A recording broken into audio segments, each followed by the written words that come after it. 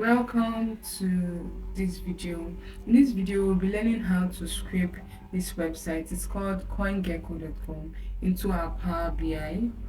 Now, let's just understand this website. It has tables, so we want to scrape this table which contain coin, price, hour, 24 hours, 7 days, 24 hours, and market cap. So we want to scrape this website and bring it into our Power BI, and then we can now analyze it.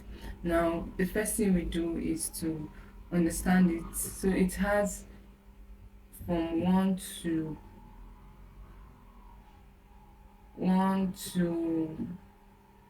let's go down to 100. So it has like 100 coins in this first page. Then if you go to the second page, it has, let's see, it has from 100 to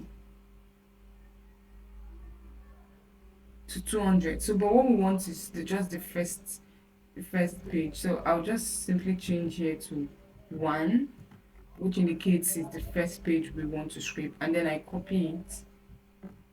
I copy this, and then I open my Power BI.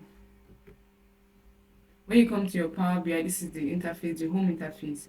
We go to get data and go to web. So now in this web, this is where we put the link we just copied from the Coingecko. I put the URL here, and then I say okay. So now it is connecting to the web page to get the data. Okay, so this might take some time. Let's just give it some time. So what determines how fast it comes is the speed of your internet. Okay, all right. So all of these are tables from the website. And let's preview table 1. So if we preview table 1, we'll see that exactly the table we want out.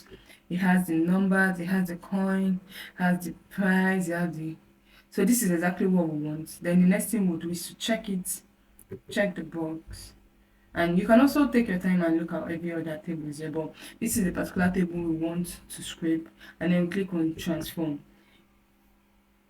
This is where we now go and then clean the data and use it for our analysis. So we've scraped the data from the website, and now we have it on our Power BI.